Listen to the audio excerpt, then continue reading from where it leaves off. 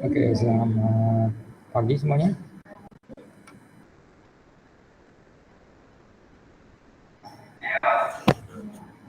Oke, suara saya bisa didengar.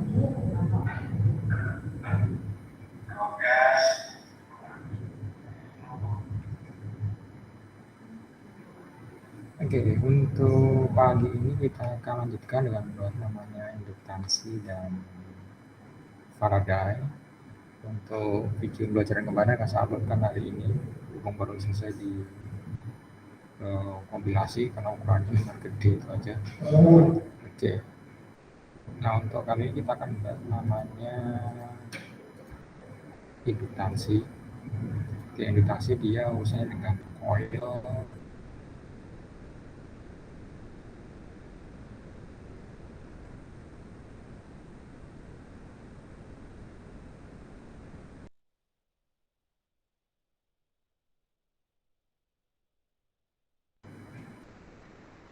manapun banyak juga. Oke.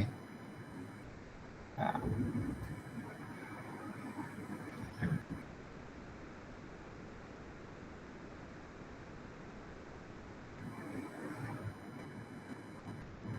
karena kenapa fenomena terjadi di kumparan atau koin, lalu gimana cara untuk kalkulasi tekanan atau arusnya, lalu gimana cara Anda bisa menentukan namanya reaktansi kumparan. Oke, saya langsung aja di sini. Oke, ini induktansi.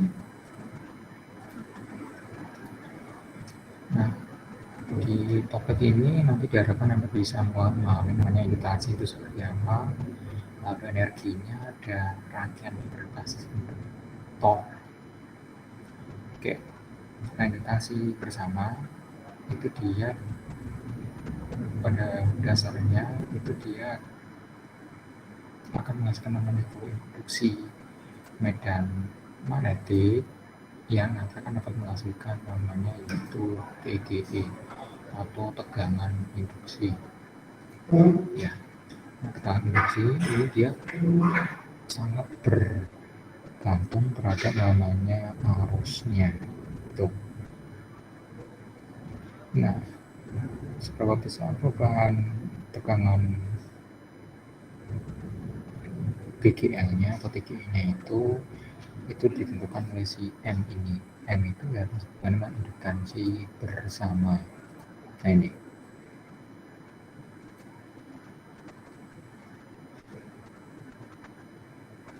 Nah, untuk arus menuju pada sisi sekunder atau sering sebagai arus sekunder atau di sini kita kasih nama arus nomor yang kedua, maka dia akan juga menghasilkan yaitu TGE sebesar minus M kalikan peluruhan I2 terhadap T. Gitu. Nah, M ini dia namanya indukansi bersama. Dikasih satuan namanya Henry. Lalu dikasih singkatannya habis itu. Ya. Nah, kalau kumparannya itu dia bentuknya primer sekunder dengan lilitan primernya N1, lalu lilitan sekundernya N2, maka kita bisa menghitung yaitu besar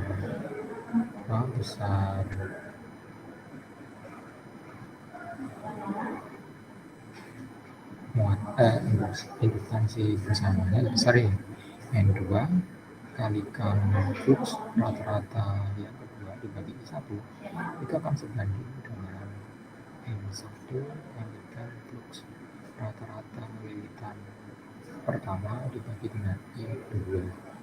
Nah, itu umumnya disingkat sebagai yaitu N flux per I itu dia sama sebanding dengan indukansi bersamanya. Jadi semakin banyak kumparannya ya dia akan semakin besar tegangannya itu, dan nanti kalau Anda lihat itu arusnya dia akan semakin besar juga. Nah, selain bisa menghasilkan induktansi bersama, maka sebuah koil itu juga bisa dia menghasilkan induktansi sendiri. Ini contohnya sebuah dinamo. Dinamo, atau kalau sekarang gampangnya sih Anda bisa lihat pada sistem charging HP yang sifatnya wireless. Nah, charger wireless tersebut dia biasanya memiliki sebuah kumparan ya seperti ini, dengan luas penampang tertentu, dengan jumlah kumparan tertentu, lalu dia akan menerima medan magnet saja, medan listrik ya, yang akan nantinya menyebabkan perubahan flux listrik sehingga akan muncul arus yang mengalir keluar dari si kumparan ini. Nah, itu. Tapi untuk yang bisa ditransmisikan, maka untuk si kumparan ini dia hanya bisa menerima arus yang berubah-ubah. Jadi dia tidak bisa menerima arus yang konstan. Itulah kenapa kalau sebuah kumparan Anda kasih arus listrik searah, maka dia akan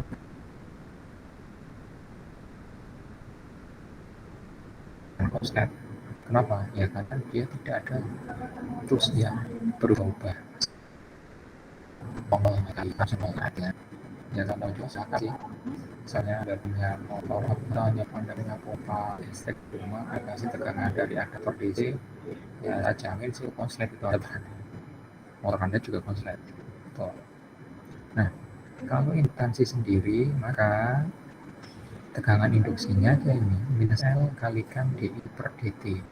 Sekali lagi, induktansi itu dia berespon terhadap perubahan arus DI dt itu. Nah, L itu adalah induktansi sendiri, bukan induktansi bersama, gitu ya. Besarnya berapa? Nah, L itu besarnya N, jumlah kumparannya, dibagi dengan I, arus yang mengalir, dikalikan dengan flux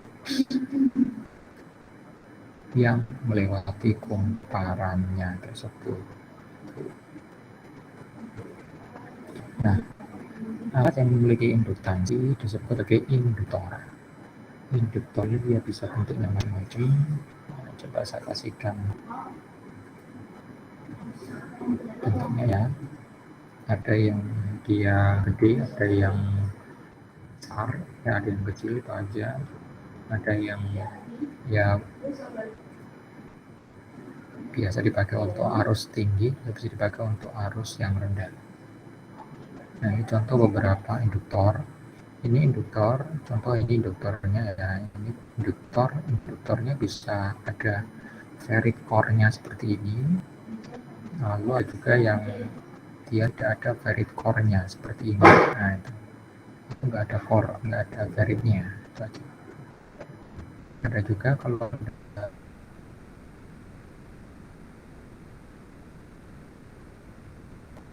lihat di adaptor Anda itu Anda akan menemukan bisa Anda lihat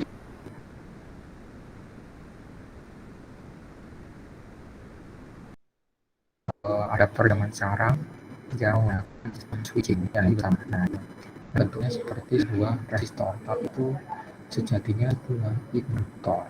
Jadi orang agak boleh dikatakan sih agak tertipu juga kalau Anda punya seperti ini bukan resistor tapi dia induktor ya. Ini contoh lagi induktor. Ini biasa dipakai untuk filter tegangan di rangkaian elektronika. Nah, ini juga sama, ini juga induktor SMD, biasa dipakai di rangkaian-rangkaian yang kecil gitu ya. Oke.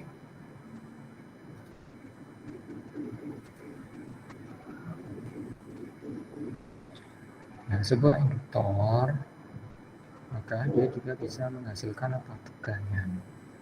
Kalau di rangkaian yang sifatnya resistif seperti ini, maka tegangannya dia menurut hukum Ohm, V sama dengan I kali R.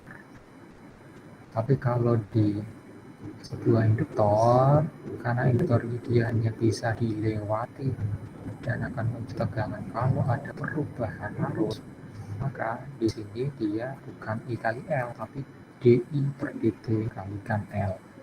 Ini artinya apa? DI per dt dia adalah perubahan arus terhadap waktu. Nah itu ya. Tuh. Nah nanti kalau Anda ukur tegangan antara A dan B itu dia kalau menggunakan L induktor seperti ini itu akan naik turun naik turun naik turun, sehingga yang keluar itu dia bukan tegangan DC tapi tegangan AC. Nah itu kalau I-nya konstan maka tegangannya ya nol. Nah itulah kenapa sebuah kumparan itu kalau Anda kasih tegangan DC seperti ini, DC misalnya, ya di sini nol, nggak ada perubahan sama sekali alias Anda punya seperti konslet. Nah induktor dia juga punya energi. Nah itu energinya berapa? Nah, ini setengah Li kuadrat gitu ya. Nah energinya biasanya dia dihubungkan dengan medan magnetiknya. Nah kalau dia dalam sebuah hampa udara, maka kita bisa menghitung kerapatan medan magnetiknya besar ini, B kuadrat per 2 mu 0. Tuh, B kuadrat itu adalah medan magnetnya per 2 mu 0. Ini konstanta ya mu 0 itu, sehingga Anda dapatkan energi per satuan volumenya. Gitu. Umumnya sih yang dihitung yang ini ya. Tuh. Energi untuk induktornya. Nah, rangkaian basis induktansi itu dia bisa Anda rangkaikan dengan berbagai macam komponen lainnya. Bisa RL, bisa RC, bisa LC, bisa juga RLC. Lalu seperti apa untuk perilakunya? Contoh di sini kita lihat sebuah rangkaian yang menggunakan RL. Kita bikin seri seperti ini. R-nya di depan, titik A dan B, lalu titik B dan C ada L. Oke, ingat L itu dia hanya akan bereaksi terhadap perubahan arus. Sedangkan R itu dia akan bereaksi kalau ada arus. Mau berubah atau tidak, maka si R tetap bereaksi. Tapi si L itu hanya akan muncul tegangannya kalau ada perubahan arus. Nah ini, sehingga menggunakan hukum Kirchhoff yang kedua, kita bisa menghitung untuk total loop ini. Jadi kalau di sini plus E dari sini ya ketemu, habis itu misalnya harusnya ke sana, maka kalau kita dari plus ini kita ke sana loopnya, nah kita akan ketemu dengan minus L DI per dt, karena I nya kita asumsikan ke sana, oke ya, langsung ke sana, sedangkan kita masuk dari sini, loopnya dari sini, maka ya dia berlawan arah, makanya di sini I nya minus, sehingga ketemu pertama kali minus L DI per dt minus I kalikan R itu sama dengan 0. Ini persamaan hukum Kirchhoff yang kedua, gitu ya. Sehingga kita bisa tentukan DI per dt itu berapa. Nah ini, jadi perubahan arus terhadap waktu di rangkaian RL itu dia berapa? DI per dt sama dengan E GGL nya gaya gerak listriknya plus I kalikan R, oke, per L. Nah itu kalau kita uraikan ya ini I kalikan RL, terus untuk dipakai mengurangi GGL-nya per L. Itu adalah besar perubahan arus per waktunya. Nah itu ya, itu karo rangkaian RL. Nah, lalu bagaimana arusnya dia naik? Nah itu yang perlu Anda ketahui bahwasannya di sini kita punya apa? Kita punya kurva arus untuk rangkaian RL itu dia akan menghasilkan berumus seperti ini. Nah, bahwasannya arusnya itu dia adalah GGL-nya atau TGE-nya dibagi dengan R, ini konstan, tetapi ini konstan, ini hasilnya ini hasilnya. Tapi dia akan mengalami peluruhan dan pertumbuhan dengan skala 1 minus E pangkat min R per L kalikan T. Jadi di sini waktunya, variabelnya, parameternya ya. Jadi kalau Anda lihat itu konstanta waktunya itu apa? R EL per R. Nah itu ya, itu apa waktunya. Nah arusnya nanti bisa Anda hitung menggunakan rumus ini. Jadi GGL-nya dibagi dengan R dikali 1 minus E min R T per L. Ini dalam volt, ini dalam ohm, ini dalam ohm, ini dalam Henry, waktunya dalam detik. Gitu. Nah arusnya kalau untuk rangkaian RL itu akan tumbuh seperti ini. Nah, lama-kelamaan dia akan steady. Gitu. Kenapa? Karena tidak ada perubahan arus lagi yang membuat si L-nya reaksi. Ketika mencapai titik ini, maka arusnya berapa? Ya cuma ini aja, E per R. Contohnya Oke. Nah, rangkaian RL kalau dia di seri seperti ini biasanya dipakai untuk apa? Biasanya dia dipakai untuk peredam atau filter. Dan filter apa? Dia biasanya memfilter tegangan agar tegangannya itu dia tidak langsung jumping seperti ini. Nah, ngaco seperti itu. Nah, kalau ada kasih RL maka tegangannya itu akan seperti ini sampai akhirnya dia akan steady. Nah, itulah kenapa induktor itu dia dipakai sebagai filter untuk power supply. Biasa ditempatkan di positifnya daripada power supply Anda. Contoh paling mudah Anda temui itu di power supply untuk laptop, untuk HP Anda itu pasti ada proteksi seperti itu. Namanya biasanya ketemu very big. Nah, kita lihat ya.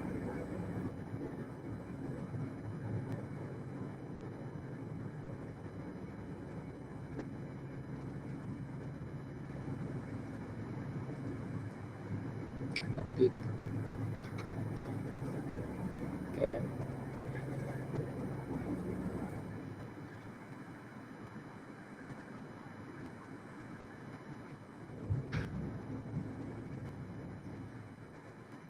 Nah, ini ya. Jadi seperti ini.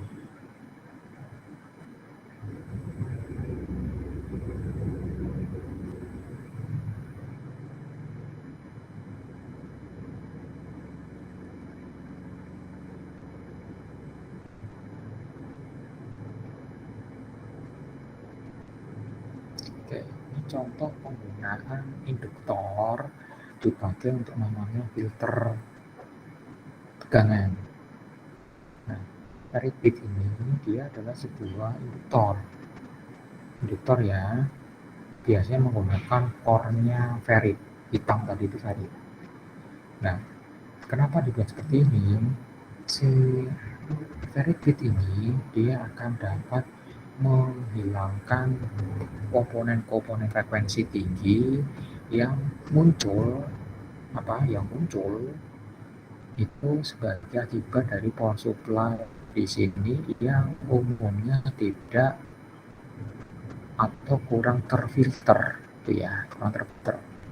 Meskipun Anda sudah kasih kapasitor seperti ini, kalau Anda umpankan langsung ke rangkaian digital, itu biasanya masih banyak noise, frekuensi tinggi, itu yang tertangkap oleh rangkaian digital Anda.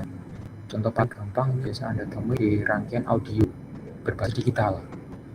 Kenapa mereka mahal harganya? Karena ya proteksinya semacam ini, gitu ya. Jadi untuk sinyal audionya itu untuk power supply chip DSP-nya itu dia dibuat sebersih mungkin, baik dari frekuensi tinggi maupun frekuensi rendah. Yang ini dipakai untuk frekuensi rendah, yang ini dipakai untuk frekuensi tinggi. Nah itu, jadi smooth semuanya, gitu ya. Oke.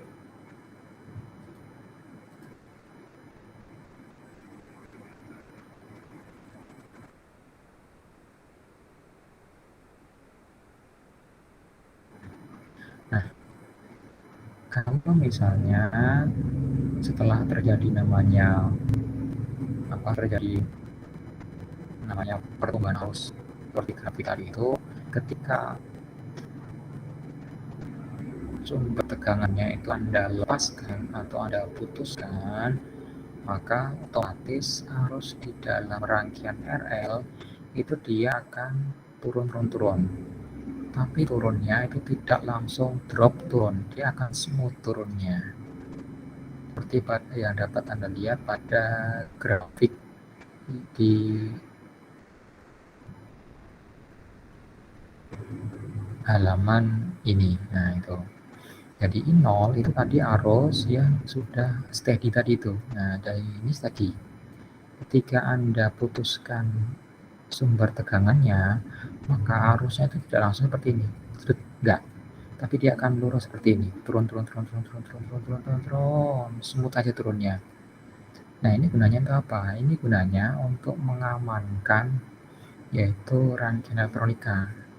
Jadi apapun rangkaian elektronika, entah rangkaian elektronika analog maupun digital ataupun gabungannya, itu dia sangat tidak tahan, apalagi digital ya, dengan perubahan arus dan tegangan yang tinggi. Makanya untuk menghandle itu diapain? Ya kita pakaikan filter.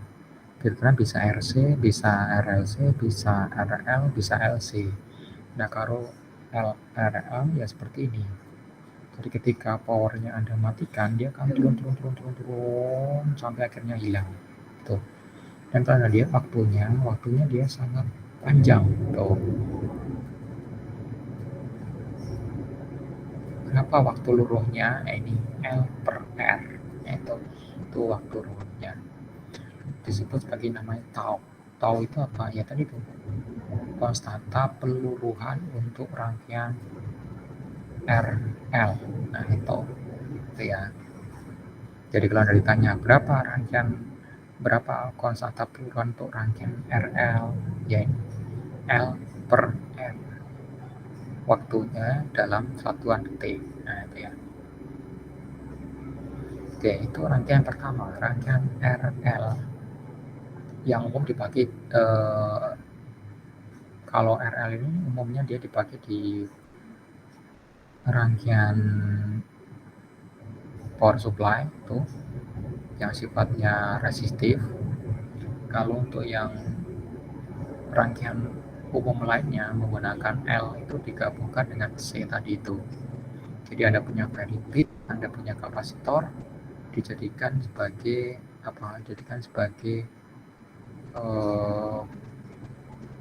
penapis ataupun filter untuk tegangannya. Nah, seperti yang kita lihat di sini, kita juga bisa membuat sebuah penapis ataupun filter dengan memanfaatkan L dan C, gitu ya. Nah, si C-nya, kapasitornya, dia menyimpan muatan listrik. Tuh, menyimpan muatan listrik ya. Nah, sehingga si C-nya itu dia bertindak sebagai apa? sebagai sumber arus, sehingga ketika pertama kali itu switch-nya ini dibuka, nggak connect, maka arusnya dari si C itu nggak bakal ngalir. Ketika Anda tutup seperti ini, maka arusnya akan mengalir dari C pindah ke si induktornya, sehingga lama-kelamaan itu C-nya kosong. Nah, C-nya kosong. Tetapi karena si L ini dia menyimpan arus listrik, maka ketika ini kosong, maka terjadi apa? Terjadi arusnya itu balik lagi ke sana. Kenapa? Ingat hukum Kirchhoff. Ketika ada arus yang mengalir dan rangkaiannya tertutup, maka arusnya itu dia nggak bakal tersimpan, dia akan selalu mengalir terus seperti ini. Makanya arus listrik yang tadinya ada di C sekarang pindah ke L, habis itu dia kalau sudah Anda koneksikan seperti ini, ya dia akan balik lagi ke C, sehingga C-nya ngapain? C-nya terisi lagi. Terus setelah itu ngapain? Setelah itu ya dia akan balik ke sini lagi, habis itu C-nya kosong, L-nya isi, lalu ke sini lagi, L-nya kosong, C-nya isi, terus muter itu. Jadi sehingga Anda akan dapatkan efek namanya flip-flop. Tapi dia menggunakan L dan C. Nah, karena sifat inilah, maka rangkaian LC itu dia biasa dipakai selain filter juga dipakai untuk nama tuner. Jadi Anda mentuning frekuensi menggunakan LC dengan radio. Di radio misalnya kalau zaman dulu Anda putar itu L-nya, Anda putar C-nya, sehingga Anda akan mendapatkan frekuensi yang pas. Nah, itu ya. Ya seperti itu untuk untuk prinsip kerjanya. Jadi akan bolak-balik seperti ini. Nah, kalau rangkaian RC, maka akan terjadi namanya osilasi. Osilasi apa? Osilasi ya suatu kondisi di mana untuk sinyalnya itu dia akan mencapai amplitude maksimal, lalu turun lagi sampai amplitude minimal, dan akan bolak-balik seperti itu aja. Nah, berapa waktunya? Yaitu akar seper LC. Nah, itu namanya frekuensi sudutnya, ya, akar seper LC. Nah, omega sendiri dia apa? Omega itu ya 2πf. Nah, sehingga Anda bisa menemukan berapa frekuensi osilasi dari sebuah rangkaian LC. Berapa frekuensinya? Ya, kita lihat kemarin kita punya omega.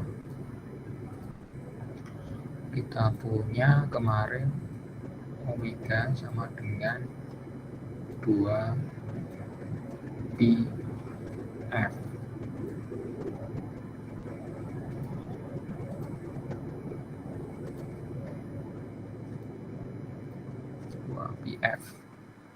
Sehingga kita bisa menghitung bahwasanya untuk sebuah LC itu frekuensi yang dihasilkan berapa?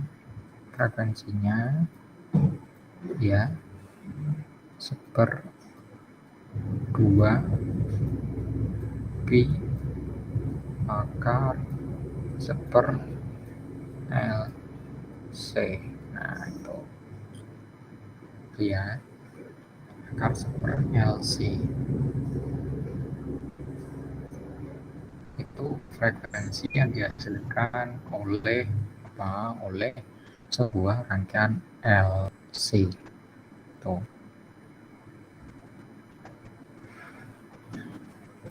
Oke.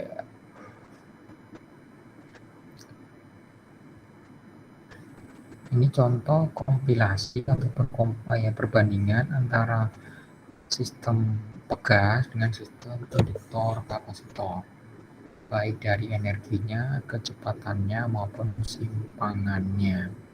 gitu ya. Nah, ini untuk energi kinetiknya setengah mv kuadrat itu kalau di massa pegas. Kalau di energi induktor ya setengah Li kuadrat. Energi posisinya berapa? Setengah Ki kuadrat itu kumbuk gitu. Kalau energi listriknya ya Q kuadrat per 2C atau setengah Q kuadrat per J. Lalu kita punya energi mekaniknya kalau di massa pegas setengah mv kuadrat plus setengah Ki kuadrat setengah sama dengan setengah Ka kuadrat. A di sini amplitudo. Sehingga kalau persamaannya di induktor kapasitor setengah L kuadrat plus Q kuadrat per 2C sama dengan Q kuadrat besar ya atau tan kecil per 2C. Kecepatannya kalau untuk massa pegas. Kalau untuk induktor kapasitor munculnya arus. Nah, ini arusnya besar dia. Oke. Nah, itu rangkaian LC seperti itu prinsipnya. Jadi rangkaian LC dia akan menyimpan arus, jadi L atau induktor itu dia akan bereaksi terhadap perubahan arus. Itu yang perlu Anda camkan ya.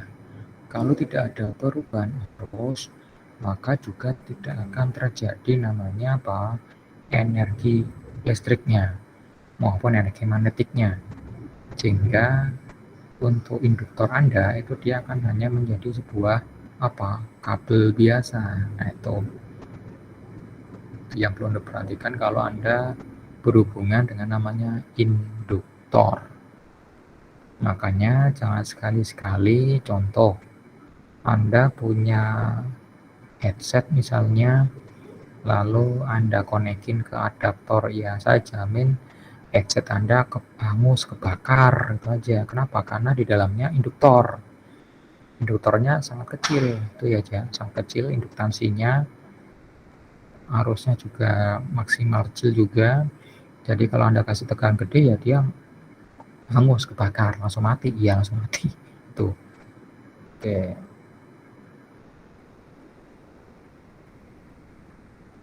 Nah, untuk rangkaian yang terakhir, ini rangkaian gabungan antara R, L, dan C.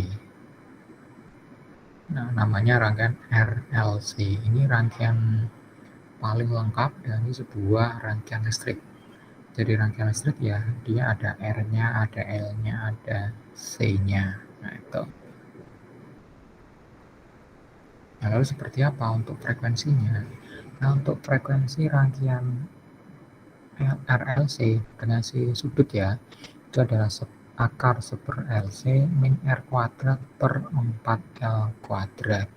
Itu perumusan untuk frekuensi sudutnya. Sehingga kita bisa menghitung frekuensinya berapa? 1/2pi kalikan akar 1/LC min R kuadrat per 4L kuadrat. Itu.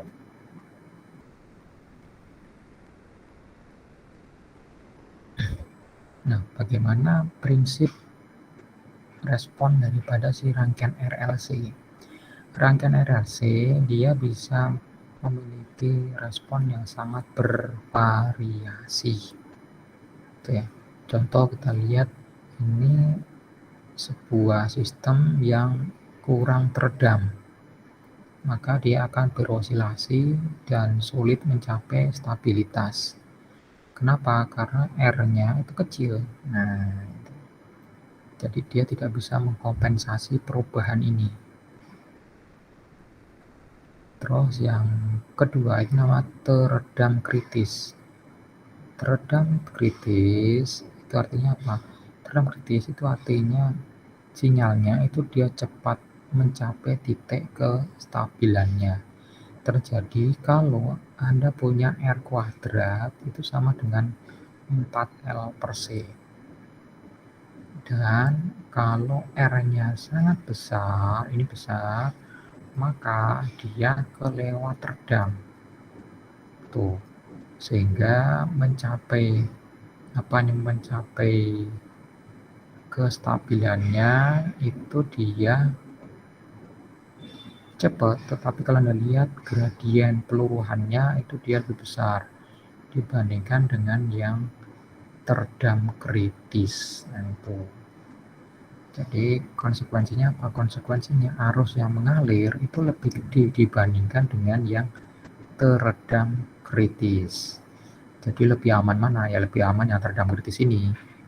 Karena si rangkaian Anda itu akan menyerap arus yang lebih kecil daripada yang rangkaian kelewat teredam atau namanya overdam. Nah, itu. Nah, untuk induktasi sendiri ya berlaku hukum Faraday seperti ini. GGL-nya itu dia adalah perubahan N kalikan fluxnya dibagi dengan T minusnya di sini karena dia meluruk. Terus L tadi kita punya N kalikan fluxnya dibagi dengan I. Sehingga kita punya LI sama dengan N dikalikan dengan fluxnya. Nah, itu. Kita masukin ke sini ya. Sehingga kita punya GGL-nya itu adalah minus L. Tuh. Minus L dI per dt. N flux beta itu adalah LI, berarti yang ini itu adalah DLI. L-nya konstanta, I-nya berubah-ubah, sehingga kita punya minus L per kalikan DI per dt. Atau kalau kita mau hitung L-nya, induktasinya, dia adalah minus GGL-nya dibagi dengan DI per dt-nya. Nah, itu. Nah, ini pertemuan induktasi seperti ini ya. Umumnya kalau untuk menghitung induktasi, itu Anda akan langsung di sini. Induktasi itu dia adalah jumlah kumparannya, lalu berapa fluxnya dibagi dengan arusnya, atau I0 kalikan N kecil kuadrat kalikan L kalikan A. L ini panjang kumparannya, A ini luasan penampang kumparannya, lalu N kuadrat itu apa? Jangan di sini ya, N kecil ya, bukan N besar.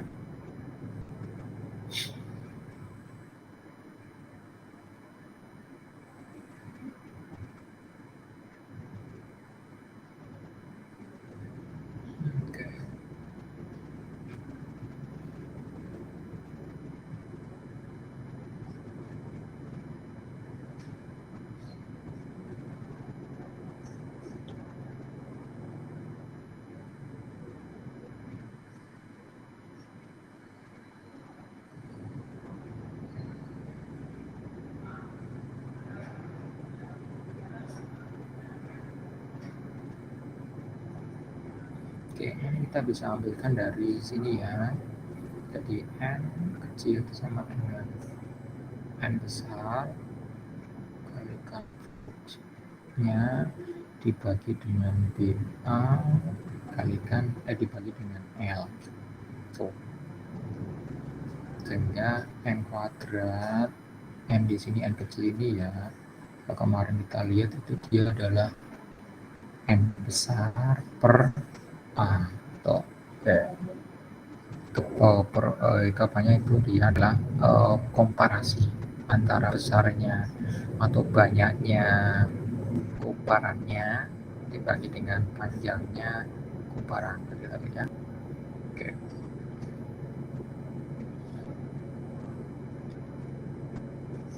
Nah, ini contoh implementasi rangkaian LR secara skema elektronik. Jadi nanti kalau dalam percobaannya itu Anda akan punya rangkaian adaptor sebagai penghasil tegangannya. Lalu di sini ada switchnya alias saklarnya. Pertama rangkaiannya tentu saja rangkaian LR-nya ya. Tuh.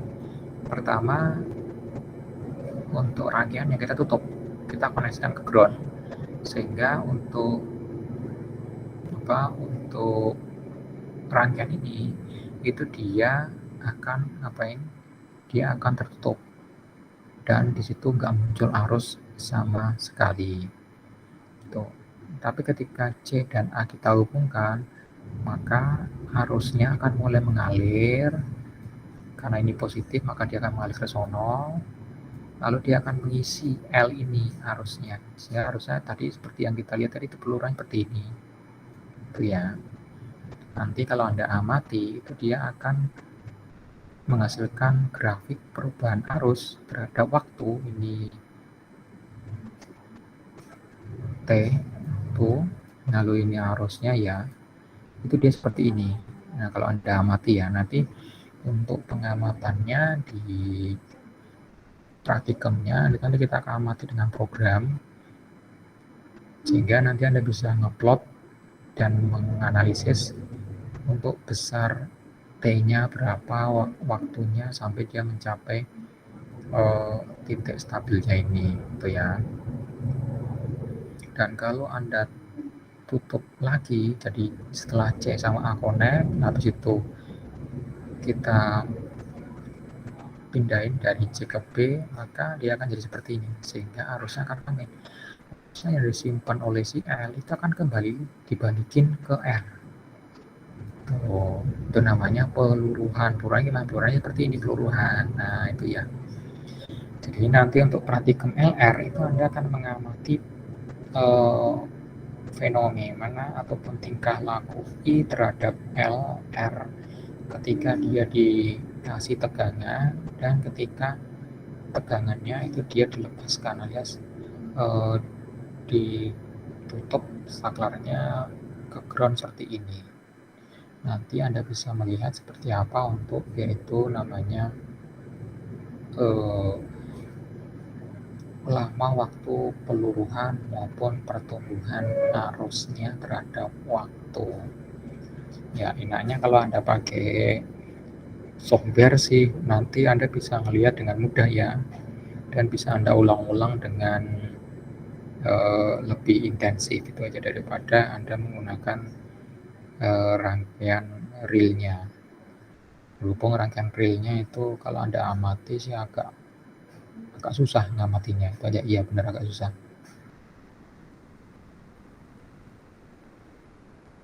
Oke, ini yang terjadi nanti kalau AB Anda hubungkan. Jadi kalau AC Anda hubungkan, L-nya ngisi. Kalau AB Anda hubungkan, L-nya buang. Nah, itu.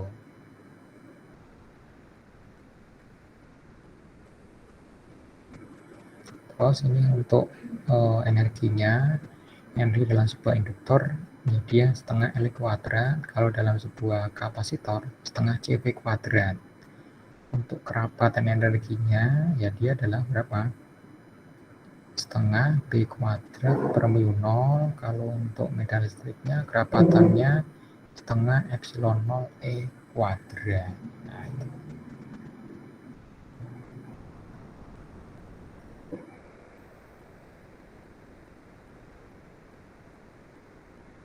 Nah, ini contoh cara menghitung induktansi. Kalau diketahui apanya, berapa jumlah lilitannya, lalu panjangnya, dan apanya ini, luas penampangnya. Ya, kita balikin lagi, rumusnya tadi itu ada di sini, itu aja ya. Oke, jadi L-nya ini ya, mu 0 N kuadrat L per A. Nah, itu.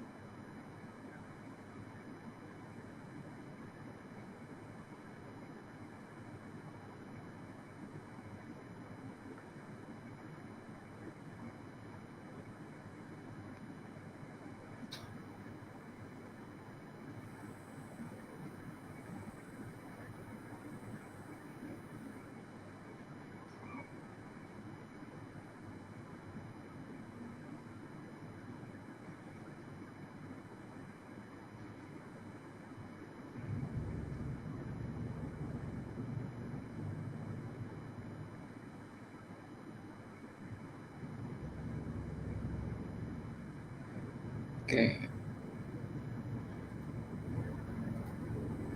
jadi kalau kita lihat di situ kita punya urut hapus gitu kan, lalu panjangnya 5 cm, luas penangkalnya 0,3 cm.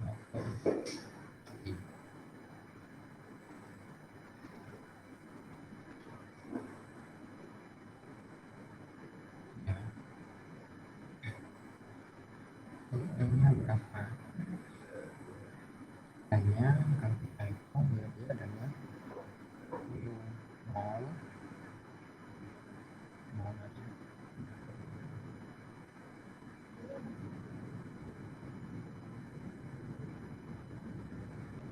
Kan N besar 4 ya.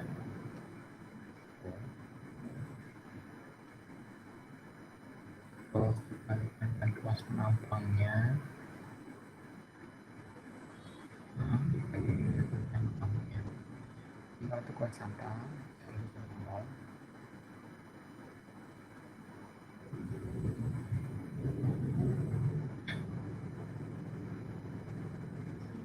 lalu kuadrat 100 kuadrat 100 dibandingkan luas penampangnya adalah meter persegi, berarti 0,3, naik ke atas kalikan 10 pangkat 4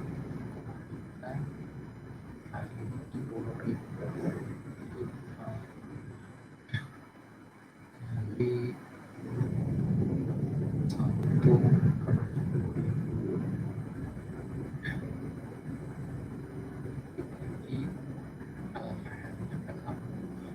meter, kita ubah dulu ke meter, berarti berapa itu?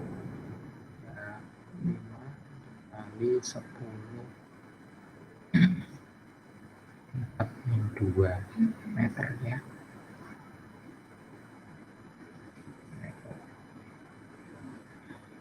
Ini berapa kita lihat, ini 10.000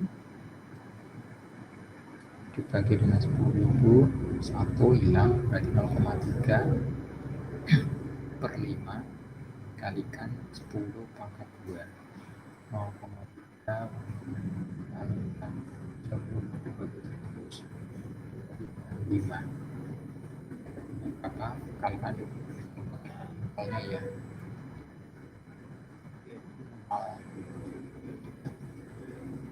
100 dibagi 5 20 kalikan 0,3 6, berarti 6 kali mu 0 Henry.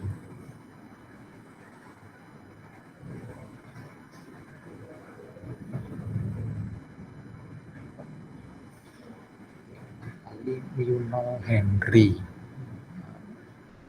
Anda tulis mu 0 seperti ini aja nggak masalah, biarin aja, itu konstanta ya. Oke.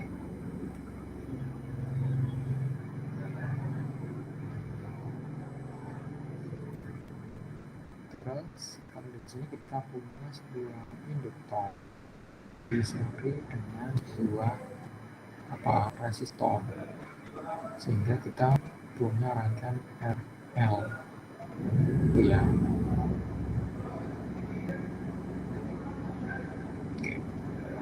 Induktornya 3 Henry, lalu untuk resistornya 10 ohm. Oke, kita cek di sini 10 ohm. Oh, mana ya? Simbol ohm.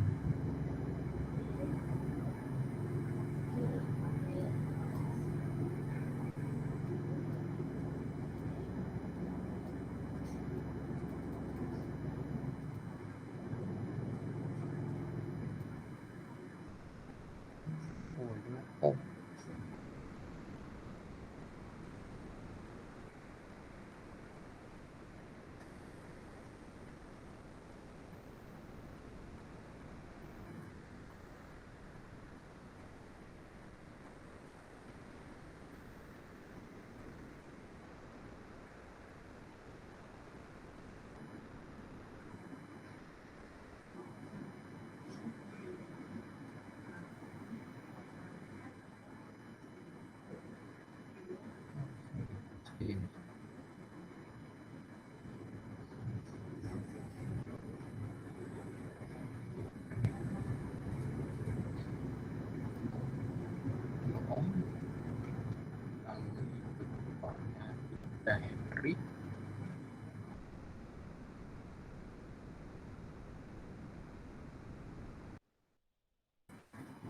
kali waktunya nah, dihubungi itu 0,3 detik, apa daya yang diantarkan oleh baterainya, lalu berapa energi termalnya yang muncul dalam resistornya tentu saja, lalu berapa daya yang disimpan dalam induktornya. Oke. Jadi di sini kita punya apa? Kita punya sebuah rangkaian RL yang diisi. Nah itu setelah waktu 0,3 detik berapa daya yang diantarkan. Nah, kita itu berarti apa? Pertumbuhan arus di rangkaian LN. Nah, kita balik di sini ya. Nah ini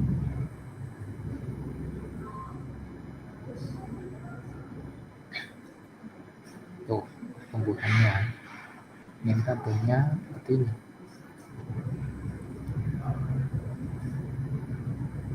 Kalau lihat ini I adalah sama dengan GGL-nya dibagi dengan R-nya kalikan 1 min RTK per L. Seperti itu ya. Oke.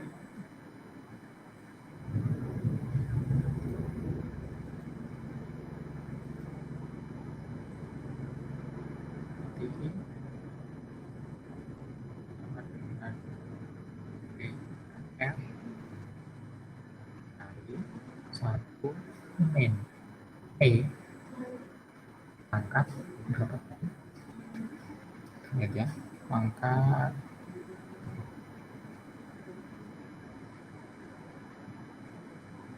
nah ini pangkat minus RT per L, pangkat minus waktunya per L. Saya kasih ke atas seperti itu. Nah, ini kita percayakan harusnya dulu ya, ini yang muncul ini berapa? Ohm dibagi dengan R-nya 10 ohm, nah, 1 min E itu bilangan natural, terus minus R-nya 10 kali waktunya tadi berapa? 0,3 detik dibagi L-nya 3 henry.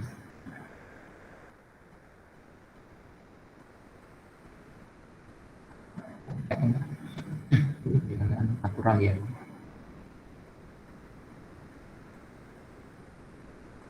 Kita copy aja ke MathWay ke Arena.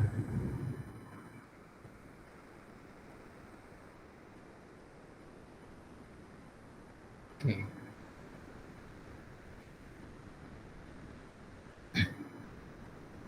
Tunggunya.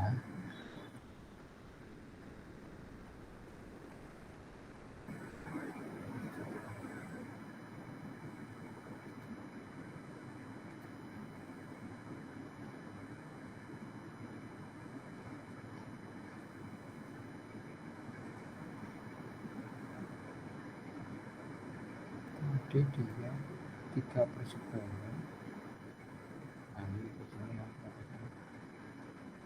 Oh itu ya benar.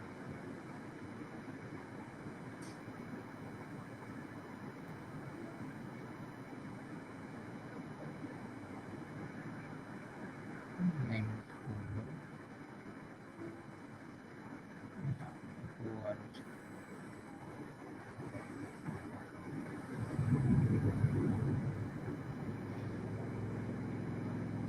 10 dikali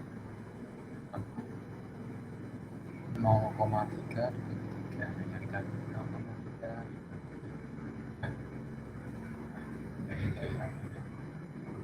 standarnya Inggris sedikit. Oke itu ya, berapa hasilnya kita lihat. Nah itu 0,1896. Nah, nanti belajarnya 0,81896 gitu ya. Boleh. Di sini 0,196.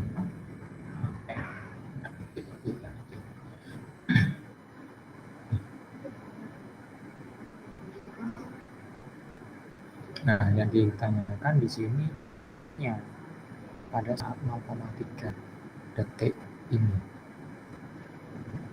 Tuh, ya, daya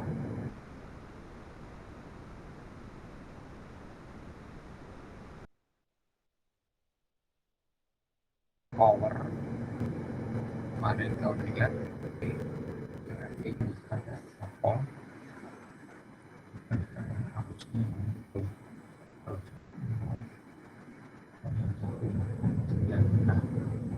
rekan-rekan aja berkorban.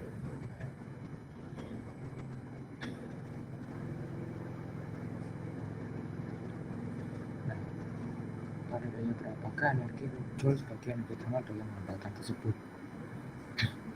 Nah, kalau itu kita harus menghitung waktu, konstanta waktunya. Oke, kita lihat ya, konstanta waktunya berapa. Untuk RL, konstanta waktunya tadi kita udah lihat itu sebesar, nah ini konstanta waktunya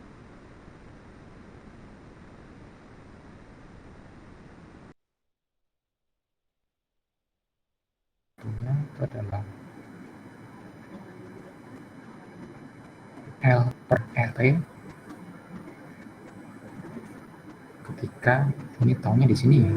Jadi konstanta waktu perubahan itu biasanya di perubahan maupun pertumbuhan itu biasanya dia dihitung saat energinya itu kurang lebih 0,67 dari energi maksimalnya, atau sering disebut sebagai namanya itu daya efektifnya. Ini yang terukur di alat ukur. Nah, sedangkan kalau yang ini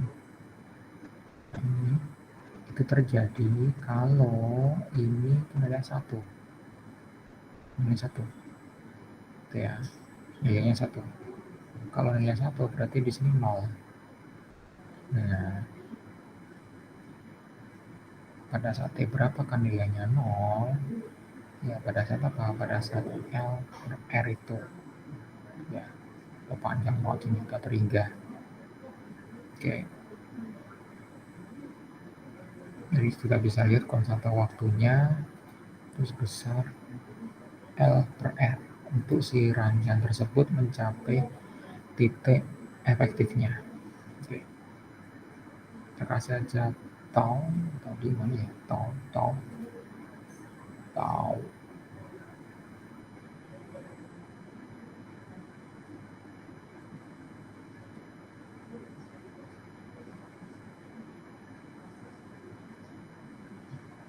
tau.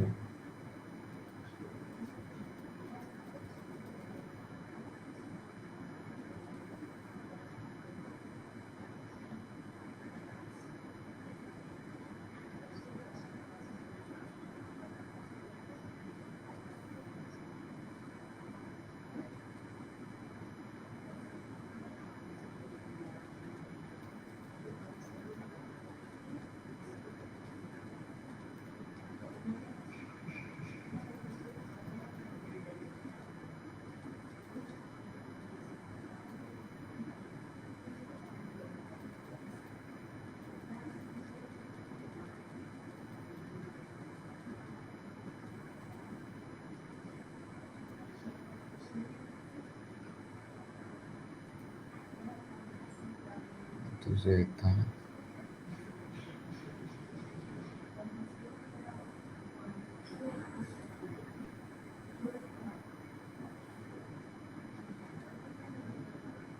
mana ya tau, nah ya tau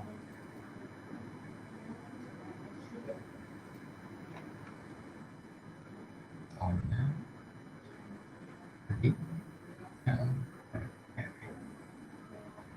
L-nya itu R-nya berapa?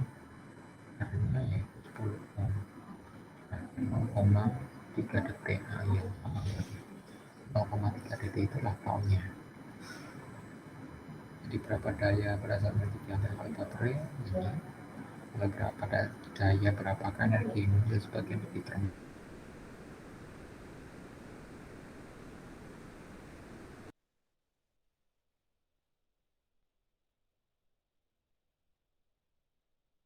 Pada beberapa energi disimpan dalam medan magnetnya.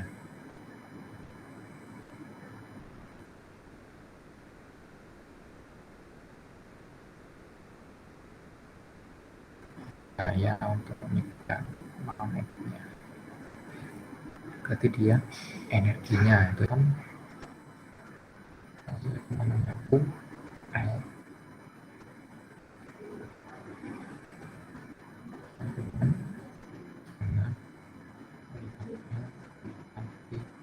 kuadrat dengan nilainya berapa tadi? 2 Henry dan energinya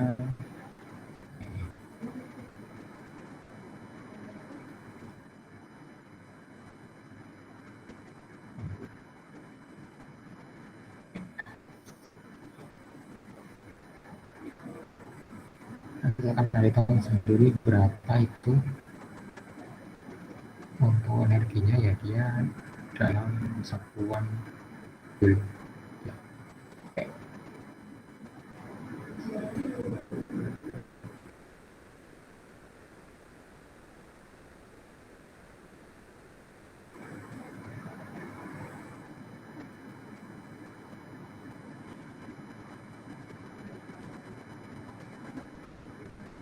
Oke, di sini lubang oil punya durasi Henry dari stabil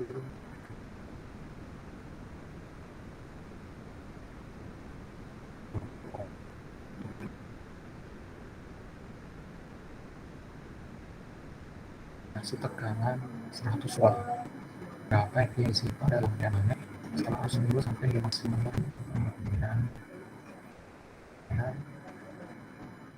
dan tadi itu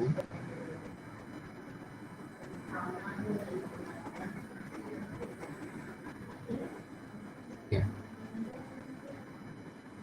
Nah, berapa energi yang disimpan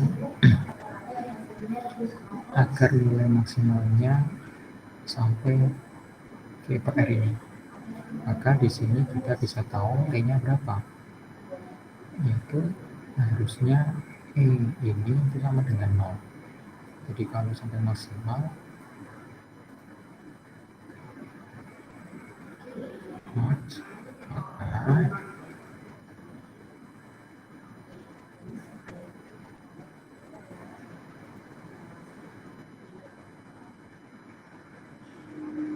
itu yang sama dengan 0. Waktunya berapa? Nah, pertanyaannya itu. T-nya berapa? Pertanyaannya itu ya. Oke. Nanti kita bisa masukkan R-nya di sini berapa? 20 ohm. T-nya kita nggak tahu. Lalu L-nya 5 Henry. Itu. Ini kita solving aja. Kalau Anda kerepotan pakai madu ini aja nggak masalah.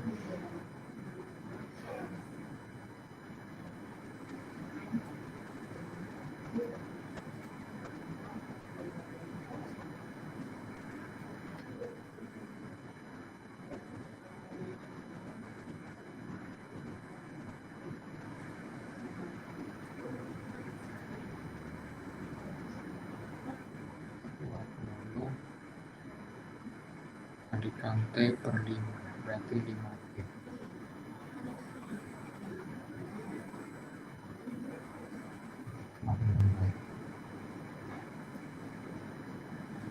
Langsung T-nya. Hah, ya kan? T-nya tak terhingga. Nah, itu. Jadi berapa energi yang disimpan di dalam medan magnet setelah harus menimbun sampai nilai maksimalnya E per M sampai maksimalnya sama dengan E per R. E per R berapa kita lihat? Ini 5, R-nya 20, berarti sampai 5 ampere. Tuh. Ini 5 ampere 1, ya itu. Oke. Oh, berarti nggak sampai maksimal ya. Berarti sampai nilai maksimal arusnya itu dia E per R. Berarti berarti yang ini satu tahu saja. Berarti I maksimalnya itu dia V per R. Kan kita dapat 100, nya 20 ohm, ya 5. Berarti 5 kan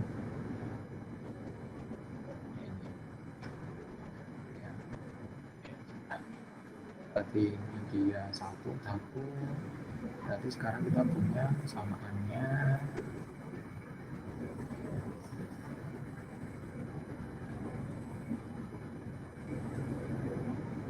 satu,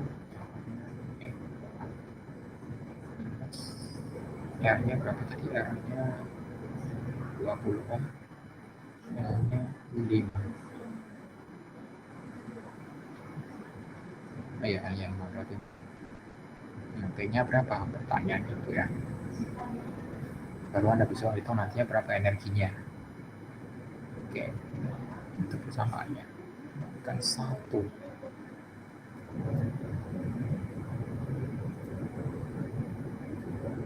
Oke, tadi kita lihat di sini min 20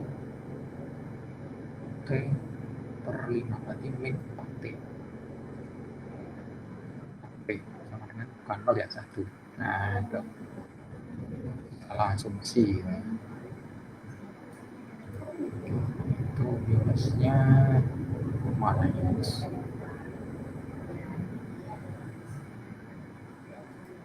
Oke, sudah. Kita lihat.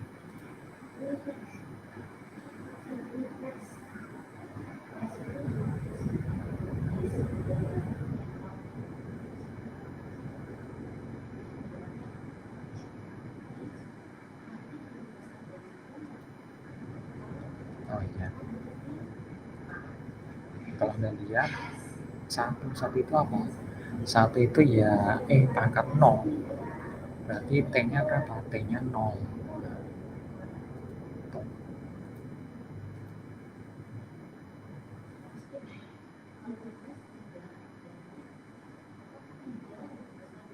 Berarti T-nya di sini kita lihat. Oh, nggak mungkin juga sih.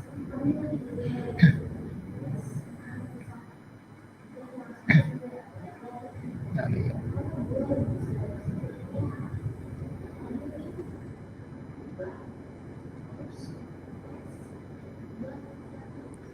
Energi yang disimpan di dalam magnet setelah arusnya menimbun sampai maksimum ini.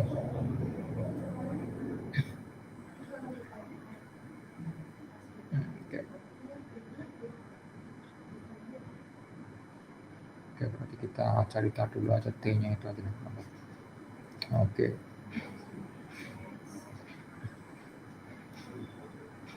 Oke, kita cari dulu tahunnya aja dulu. Oke.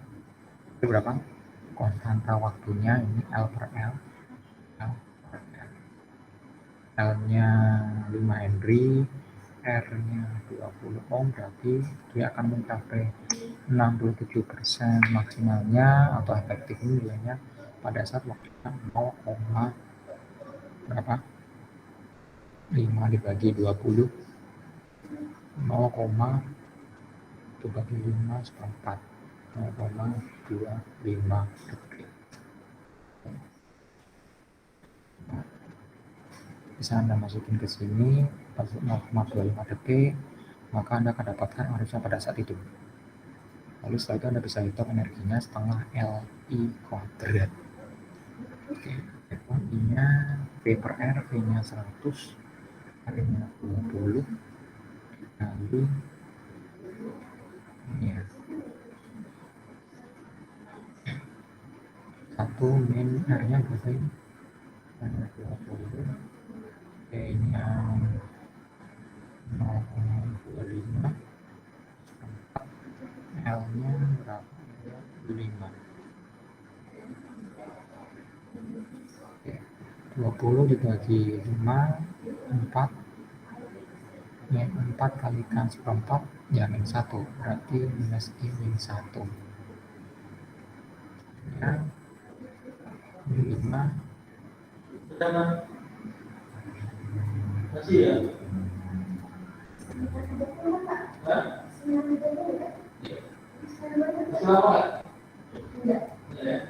5 dikali 1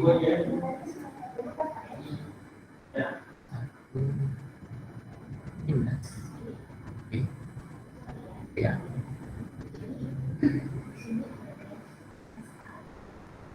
pangkat min berapa itu? Min 1. Nah, ada berapa ya? Kita evaluate aja. 3,16. Nah, itu. Berarti harusnya di mana nih? Energinya berapa? Energinya tersimpan di induktornya. Berarti 4,5 kali L kalikan I kuadrat.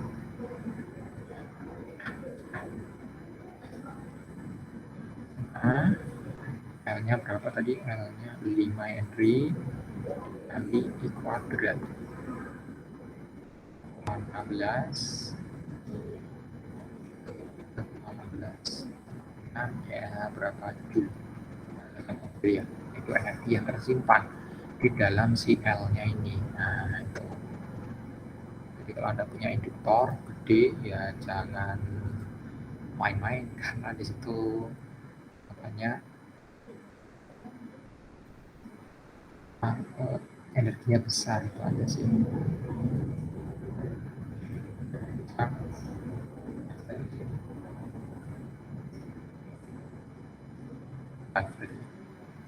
Nah, itu 24,964.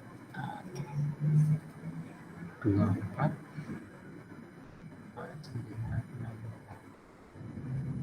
apa ya itu?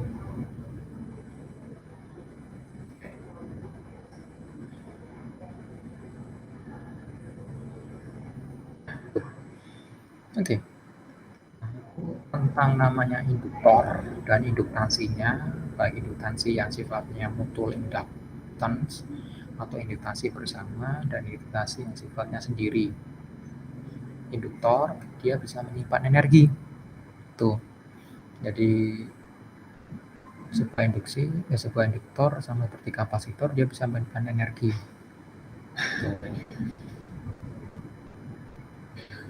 Oleh karena itulah induktor itu bisa Anda jadikan sebagai sumber energi sama seperti kapasitor. Induktor juga dia bisa mengalami peluruhan maupun pertumbuhan dengan konstanta waktu L per R. Induktor juga bisa dikombinasikan dengan R maupun dengan C untuk membentuk suatu rangkaian listrik yang bisa menyimpan energi, juga bisa dia dipakai untuk melewatkan energi. Nah, itu untuk pembahasan apa namanya induktansi. Untuk materi induktansi yang pertama nanti akan saya uploadkan hari ini, berhubung lumayan gede filenya, itu aja ya. Saya kompres dulu, nanti bisa di-upload ke Spon ataupun ke YouTube untuk Anda lihat dan Anda simak. Oke. Nah, ini dia adalah pertemuan kita sebelum 2 kali praktikum. Jadi setelah ini kita akan masuk ke arus bolak-balik, lalu setelah itu kita akan masuk ke praktikumnya, ya. Oke, praktikumnya ini sifatnya kelompok, jadi silakan Anda mulai siapkan kelompok Anda. Tuh. Nanti untuk praktikumnya kita sifatnya online, nanti akan saya pandu untuk prosedur praktikumnya. Setelah itu Anda silakan lakukan praktikum secara mandiri. Anda mau via Google Meet sendiri silakan. Terus kalau ada kesulitan nanti silakan Anda informasikan pada saat praktikumnya gitu. Dan karena sifatnya praktikum, maka Anda wajib membuat laporan praktikumnya secara kelompok. Itu ya. Oke. Nah, saya rasa itu aja untuk pertemuan kita pada pagi hari ini. Terima kasih atas perhatian dan kerjasamanya. Kita berjumpa lagi di pertemuan selanjutnya. Tetap jaga kesehatan Anda masing-masing. Selamat berakhir pekan. Sampai jumpa minggu depan. Terima kasih. Terima kasih, Pak. Makasih, Bang. Yuk, mari. Makasih, Pak. Yuk, mari.